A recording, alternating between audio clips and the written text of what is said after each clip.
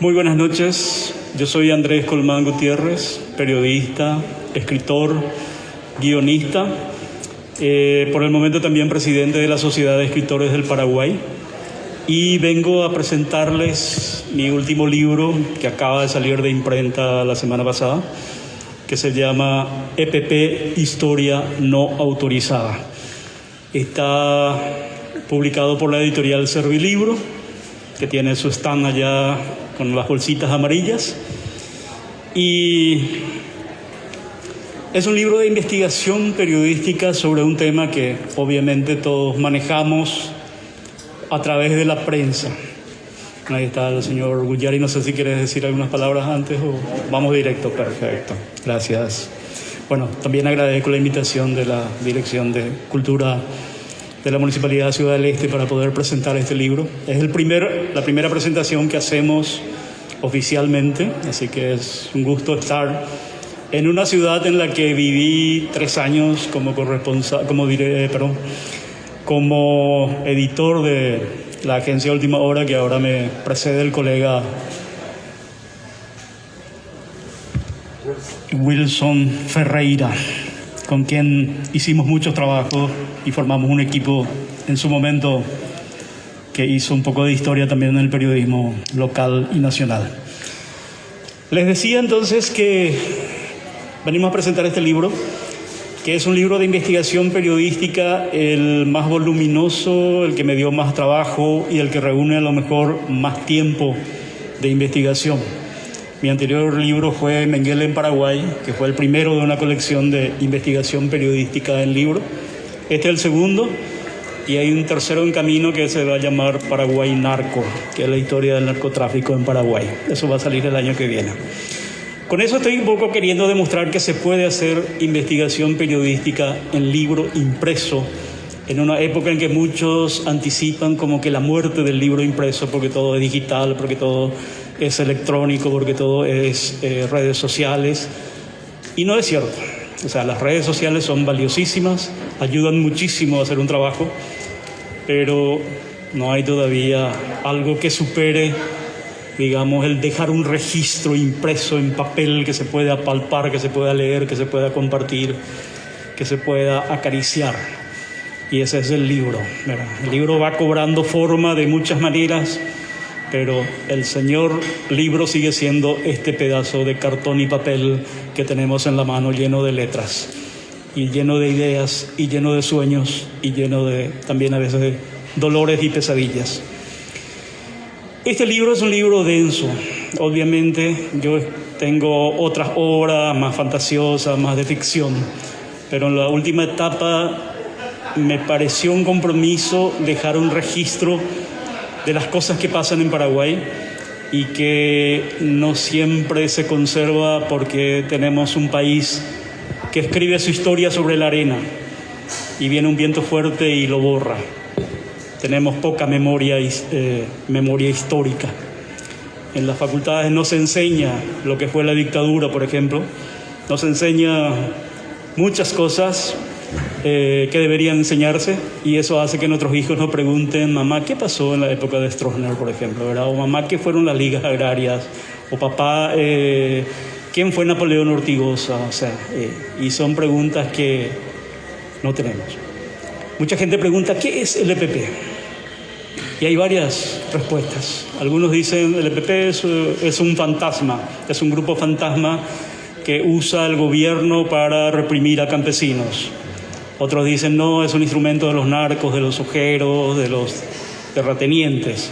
Otros dicen no, es una creación del ex obispo presidente Fernando Lugo, él es el padre biológico del EPP.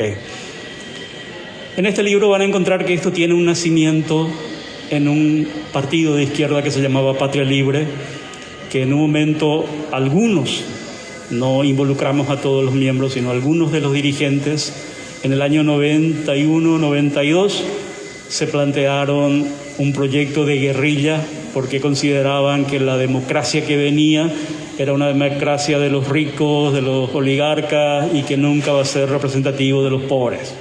Entonces se embanderaban con los pobres, tomando ideas que venían de la década del 60, del 70, guerrillas guevaristas, de la guerrilla cubana principalmente, y luego con algunos ejemplos no tan exitosos en otros países, se plantearon un brazo armado clandestino del Partido Patria Libre, que no tenía nombre todavía hasta el 2008, y que se entrenarían para tratar de levantar a la gente pobre a las armas, tomar el poder e imponer una revolución socialista. Ese era el proyecto original, y de alguna manera lo siguen sosteniendo. Hay 2 libros de Alcides Oviedo, se mencionan en este libro, donde plantean un proyecto de gobierno marxista, leninista, guevarista, tomando elementos del doctor Francia y el mariscal López. Y le llama Alcides Oviedo francismo del siglo XXI, y plantea las cosas que Francia planteaba en su gobierno, hacerlo en esta etapa. Los analistas, como Juan Martens, un sociólogo muy bueno que hizo varios trabajos, no creen que este proyecto sea viable, no creen que el EPP alguna vez pueda derrotar al ejército regular y ganar las armas e imponer su proyecto. Pero tampoco consideran que el EPP va a desaparecer.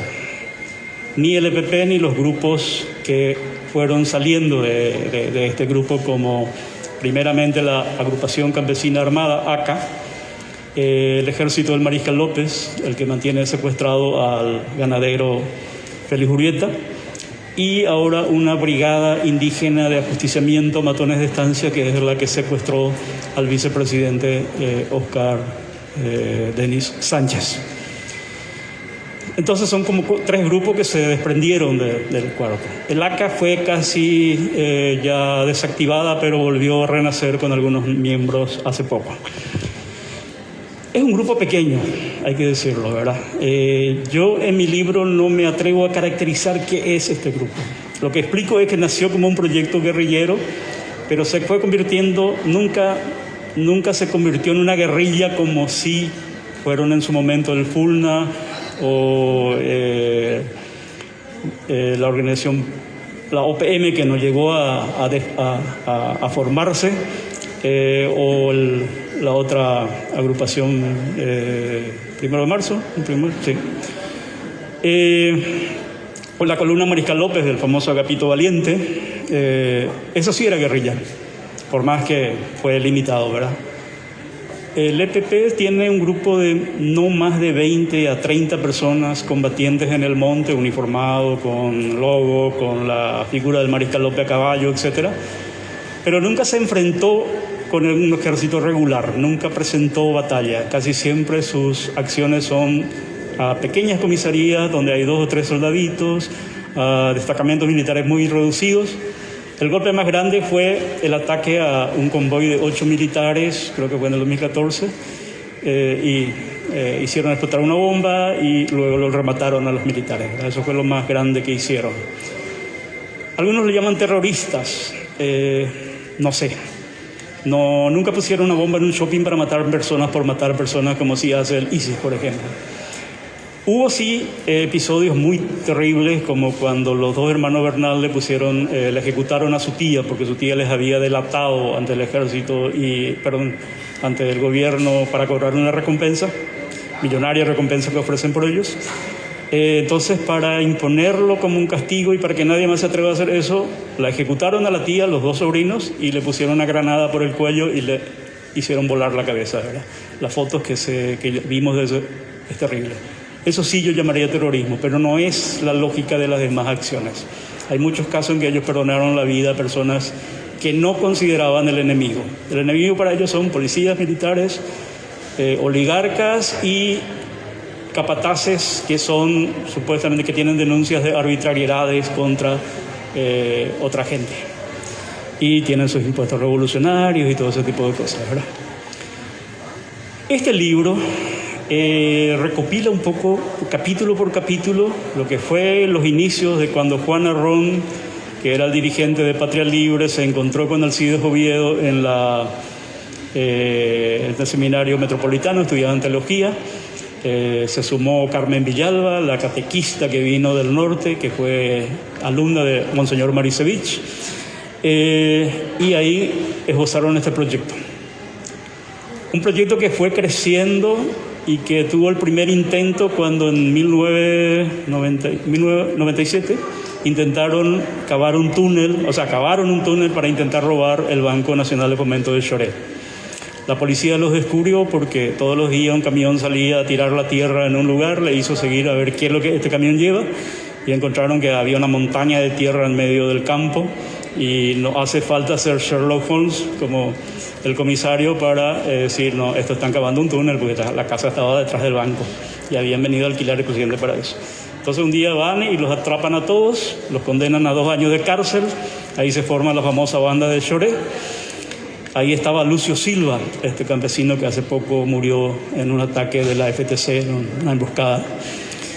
Y ahí empieza esa historia. Ellos van a la cárcel, los defiende Oscar Ayala Amarilla, el abogado que hoy es secretario general de CODEUPI, y que en una entrevista que le hicimos en última hora me dijo, nosotros no sabíamos que estaba ese proyecto en Patria Libre. Lo descubrimos mucho después y por eso yo salí del partido, me dijo, ¿verdad? Entonces es el único que hizo una autocrítica además dentro de la izquierda. Mucha gente de la izquierda niega el EPP, porque sería como admitir un poco algunas cosas que en su momento callaron. La derecha sataniza, la derecha dice, no, esto es un proyecto de Lugo y nunca mostraron una sola prueba de que Lugo esté detrás, más que una comunicación telefónica con Omar Martínez en ese momento, que no prueba nada, prueba que yo hablaba con Omar Martínez porque me pasaba información sobre sus actividades.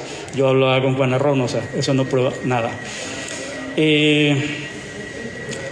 Hay una foto que usan, que tuve que explicar 1000 veces cómo se hizo esa foto, pero hasta ahora el propio ministro del Interior del gobierno anterior de Vargas había mostrado esa foto como una prueba de que Rafael Filisola era amigo de Lucio Silva, que aparecía con él en la foto. Y no, esa foto lo hicimos cuando ellos nos pidieron presentarlo a la Fiscalía sobre el caso María Edith. Bueno, son muchas de las historias que hay en este libro, pero este libro no es solamente la historia del EPP. Este libro también van a encontrar los documentos que hay sobre la Fuerza de Tarea Conjunta, una organización del Estado y la sociedad civil que se llama Mecanismo de Prevención de la Tortura, donde hay gente muy seria, muy respetada. Hicieron una investigación en 2014 y demostraron en un informe las muchas irregularidades que cometía la Fuerza de Tarea Conjunta, asaltando comunidades campesinas, matando gente supuestamente como miembro del EPP, y después se descubría que era un conocidísimo educador que nunca tuvo ninguna relación con la guerrilla, o un comunicador popular, o incluso un sordomudo que entró en el monte asustado para esconderse y se fueron, lo acribillaron y le pusieron la ropa para presentarlo como si fuera del EPP. Ese tipo de cosas la Fiscalía no investiga, la Fiscalía encubre porque dice, no, si aceptáramos eso, aceptaríamos que el EPP tiene una mayor fuerza moral que la que no debería tener porque son criminales. O sea, lo que hace el EPP es crimen, lo que hace la FTC no es crimen. Ese informe del mecanismo se mandó a la Fiscalía, se mandó al Congreso, se mandó al Poder Ejecutivo, lo encajonan y lo guardan y no lo investigan como no investigan muchas cosas en este país. De este libro van a encontrar la declaración integral del general Piñanes, padre del capitán Piñanes, que murió en una localidad llamada Cuero Fresco, cuando supuestamente alguien del ACA pasó y les tiró una granada y así les mató a él y a otro camarada. El general Piñanes lo que hace es contar todo lo que su hijo le contó, de cómo la FTC se convirtió en una fuerza de extorsión a pobladores, de corrupción, de incluso narcotráfico, ¿verdad? Y le citan al famoso comisario Saturnino Gamarra, que creo que muchos lo conocen porque anduvo también por acá mucho tiempo, como uno de los referentes. Al capitán Piñanes finalmente parece que lo mataron por eso. Y le hicieron fabricar una bomba que supuestamente iban a meter en el campamento de la ACA y matarlos a todos. Ese informe está en una comisión especial del Congreso, del Senado, que se armó, y uno de los que expuso en los medios y defendió ese informe es el actual ministro de Educación, Peta. Ese informe también se entregó a la Fiscalía y se guardó en el mismo cajón. Yo me imagino que la Fiscalía tiene como, si ustedes vieron la película Indiana Jones y los cazadores del Arca Perdida, van a ver que al final el Arca Perdida lo meten en un cajón y lo meten en un galpón donde hay interminable fila de cajones, ¿verdad?, que son secreto militar. Yo creo que los expedientes, informes oficiales de organismos sobre casos gravísimos que ocurrieron, duermen en un galpón parecido que debe tener la Fiscalía. Eso pasó con el caso Narcopolítica, una comisión que se formó para investigar la muerte del periodista Pablo Medina, sacó lista involucrando al gobernador de Canentillú, nunca se investigó eso. O los famosos nombres del Narcopolítica que el propio Yucio y otros expusieron en una sesión del Congreso y le pasaron a la Fiscalía, nunca se investigó eso. Eso está ahí en el... Bueno, muchos de los documentos que están en este libro, incluyendo un informe de las iglesias católicas del norte, de los obispados del norte, Concepción, Chaco, San Pedro, que tiene un relato de todo lo que pasa con el EPP y la FTC, tampoco se investigó, quedó ahí, ¿verdad? Son documentos que duermen y yo los rescato y los convierto en testimonios, documentos que son registro de la historia. Alguna vez alguien va a preguntar ¿por qué nunca le agarraron al EPP? ¿O por qué nunca investigaron la muerte del sordomudo? ¿O por qué nunca investigaron qué pasó con las 2 niñas que murieron en un enfrentamiento? ¿Por qué esas niñas estaban allí? ¿Por qué aparecen uniformadas cuando tenían 12 años y apenas podían sostener un rifle? O sea, son preguntas que el Estado no responde. El Estado dice, no, los únicos malos de la película son los del EPP. Yo no les defiendo al EPP, explico su historia, su trayectoria, quiénes son, qué buscan, pero también explico lo que pasa, por qué no los agarran, por qué desde el 92 hasta ahora son casi 20 años, son casi 2 décadas. No puede ser que un grupo así desestabilice toda una región del norte y que cada tanto produzca un golpe que nos tiene a todos, ¿verdad? ¿Qué va a pasar? Imagínense, si Oscar Denis aparece muerto, eso probablemente implicaría un juicio político del presidente, implicaría una crisis. Espero que no, ¿verdad? Pero este tema puede desestabilizar el país, así como ocurrió con el caso Curuguatú y Lugo, etcétera, ¿verdad? Entonces, este libro viene a responder preguntas que nos hacemos. Nos da información que a veces olvidamos. Acá no hay nada nuevo, no hay nada misterioso. Son cosas que pasaron. Lo que hago es unir como una película, desde el momento en que nace hasta este último caso del secuestro de Denis y la muerte de Lucio Silva, pasando por el secuestro de Zavala, de Lindström, lo que pasó en Cuero Fresco, el informe sobre la FTC, el caso de las niñas, María Edith, Cecilia...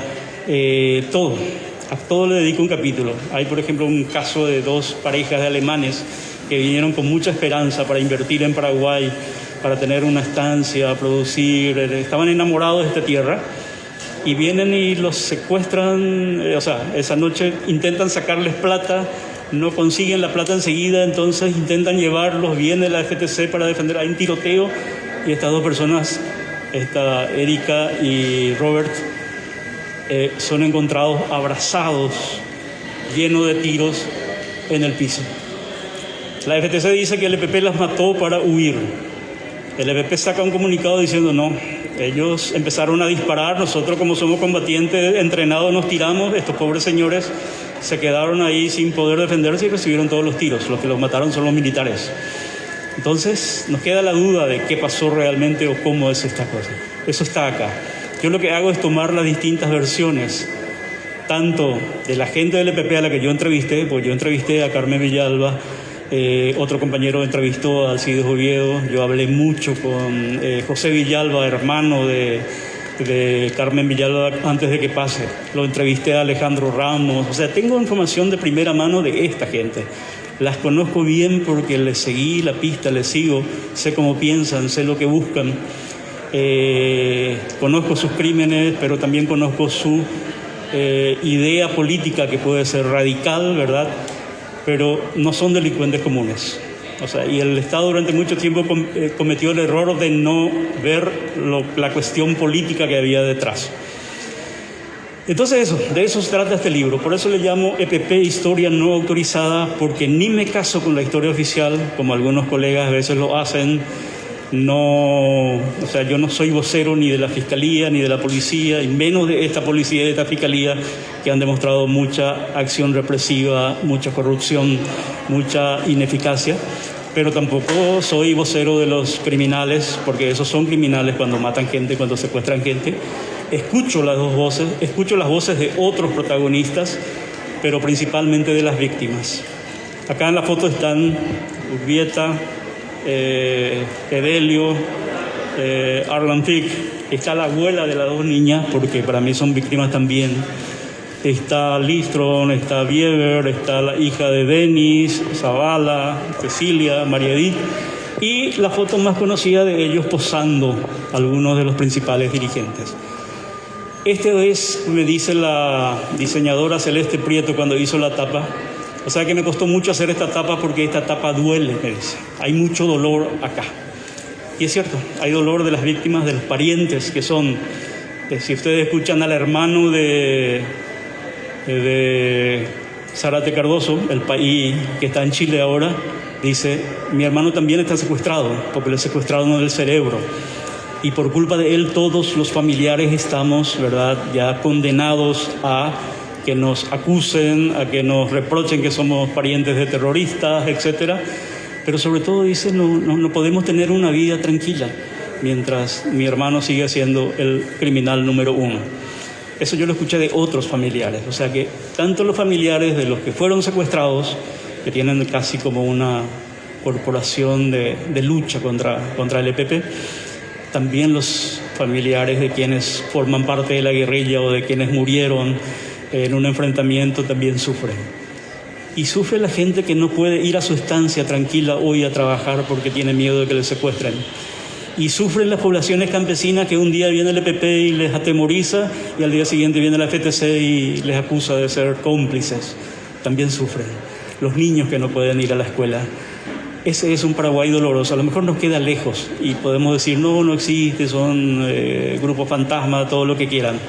Acá hay hechos, acá hay testimonios, acá hay documentos, sí existe y sigue existiendo y van a seguir cometiendo golpes y van a seguir teniendo contragolpes que también afectan a la gente, al país, a la productividad y a la esperanza. De eso se trata EPP, Historia No Autorizada. Nadie me autoriza a escribir, yo me tomo la única autorización para hacer esta crónica. Les agradezco mucho que hayan venido a escuchar, a participar de este lanzamiento. Si alguien tiene una pregunta, un comentario, con mucho gusto para ir cerrando este acto. Sí. ¿Por qué elegiste el tema? Elegí el tema porque en realidad yo creo que a veces los temas me eligen a mí. Cuando mi anterior libro yo me iba a otro tema, a Itapúa, y me encontré con la casa de Mengele. Encontré que existía esa casa, no era leyenda.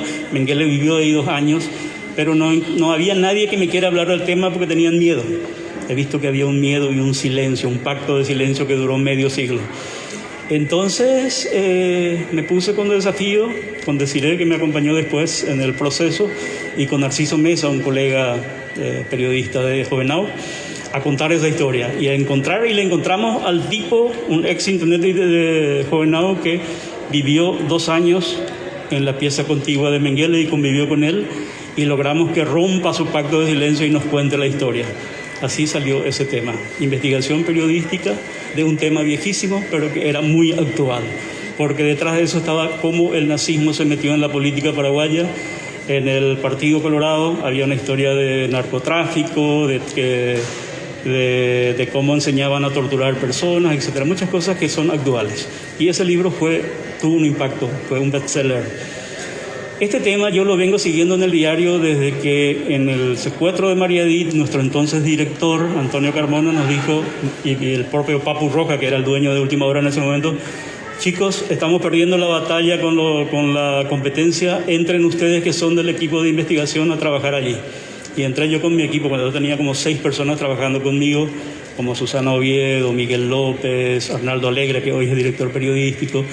Y hicimos un trabajo admirable porque le descubrimos a personas a las que estaban acusando que eran inocentes, por ejemplo, como Pedro Maciel Cardoso, a quien Gamarra le metió en la lista porque eran los 6 de la banda de Choré, pero él se había abierto de ese grupo y estaba enseñando en Alto Vera, escondido, con miedo de que la policía lo venga a llevar, y toda la comunidad atestiguando que ese día él estuvo ahí, incluso haciendo computación para una elección del Partido Colorado, para más, ¿verdad? Entonces lo encontramos, logramos que venza el miedo, que cuente su historia, y a partir de ahí empezamos a desarmar la historia oficial. Entonces ahí me entusiasmé con el tema, y a partir de ahí fuimos siguiendo el rastro del EPP. Tenía mucha información. En el 2013 el diario Última Hora me planteó hacer unos fascículos. EPP, la verdadera historia, 12 fascículos. Y tuve también un éxito en ese momento. Ahora que ocurrió estas cosas, la gente empezó a preguntar ¿qué hay sobre el EPP? Y Andrés Colmán en el 2012 publicó un artículo. ¿Y dónde se consigue ese libro? Está agotado. El diario no lo quiso imprimir más. Entonces me dice Vidal, ¿y por qué no actualizás eso? Que fue lo que hice. 3 meses me encerré, ahí decirle, mi esposa es testigo. Trabajé la noche, la madrugada y produje, creo que el libro más denso, porque empecé a recoger historia, a llamarle a mis amigos, a mis colegas corresponsales, Justiniano Rivero en Concepción, Carlos Marcelo Aquino en San Pedro, a darme información nueva, a hablar con mis contactos antiguos, y logré armar la historia como si fuera una novela de no ficción. Y estoy satisfecho de ese trabajo porque, como te digo, creo que es... pero es porque me parecía, primero, que había una demanda de la gente que quería saber.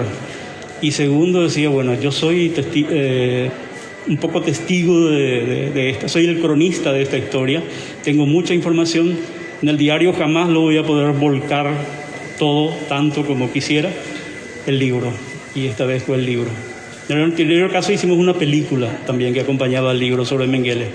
En este caso fue el libro, y además me largué solo. El anterior lo escribí con ella y con Narciso, ¿verdad? Y bueno, por eso, porque creo que esta historia tiene que ser contada y tiene que quedar en papel. ¿Alguna opinión sobre el narcotráfico y su vinculación con el EPP, teniendo en cuenta que territorialmente Sí. el narcotráfico campea en el norte y la presencia del EPP evidentemente también? Hay muchas acusaciones y hay pocas pruebas.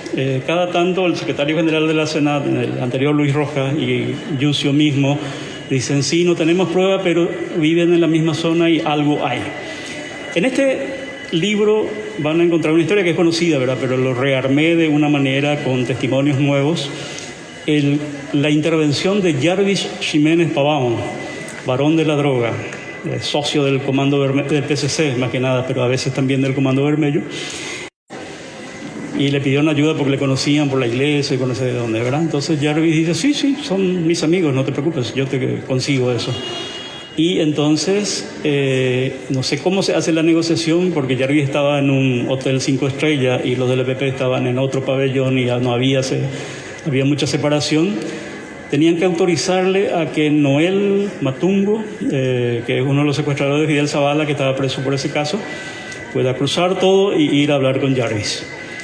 Jarvis le plantea el tema de la liberación y que él va a poner plata, y él dice, no hay problema, yo hablo con los compañeros allá en el monte y decidimos.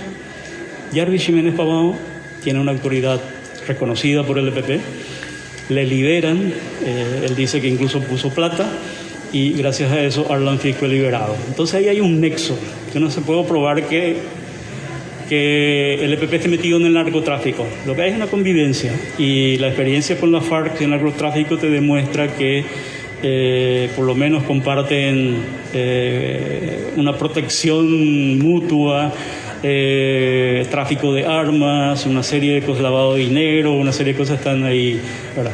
Entonces algo de eso hay. Las hijas de Félix Urbieta contaron hace poco en el acto, ¿verdad?, de que le habían pedido alguien les había prometido plata para pagar el rescate, le pide perdón a su papá porque te fallamos, porque alguien nos falló, nos prometió plata.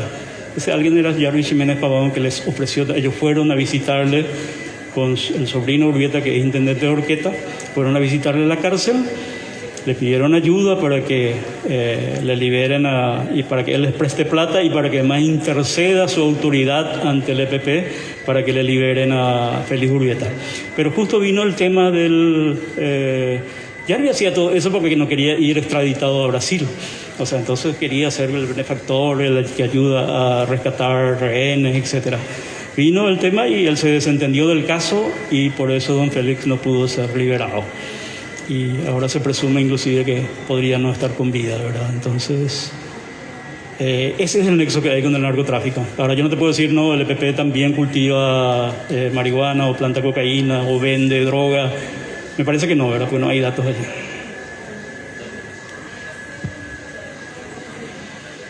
¿Alguna más o cerramos?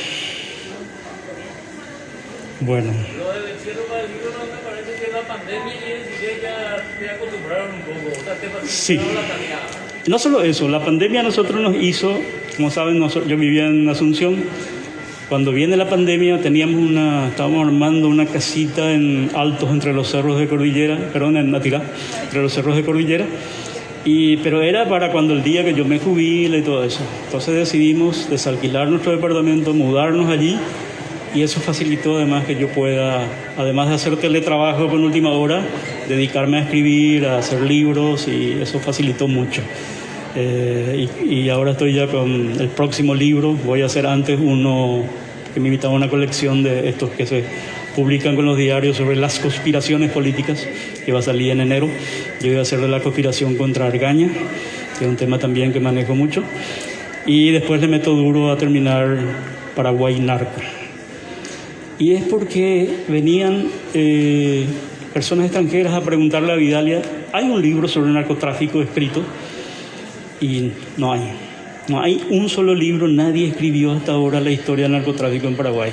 Hay novelas, hay ficción, pero nadie hizo un registro. Así que es un tema que también investigué mucho, también tengo miles de historias que parecen para la serie Narcos de Netflix, o no sé, estas novelas tipo El Escuadrón de los Sapos, ese tipo de cosas, ¿verdad? Bueno, esa onda. Así que ese va a ser el libro de la trilogía de investigación periodística, el libro para el año que viene. Bueno, muchísimas gracias. Si por ahí alguien quiere comprar el libro y quiere que le firme, estoy a entera disposición. Y también cualquier consulta, siempre estoy en las redes sociales, me encuentran y soy muy accesible para ese tipo de cosas. Así que muchas gracias. Y es un gusto estar en Ciudad del Este nuevamente.